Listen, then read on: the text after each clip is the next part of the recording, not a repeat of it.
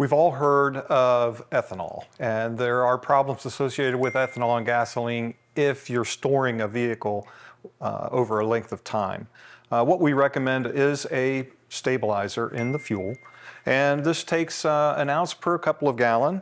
You would want to add it to your fuel system and then run the machine to make sure that the additive is completely through the entire system and in the carburetor.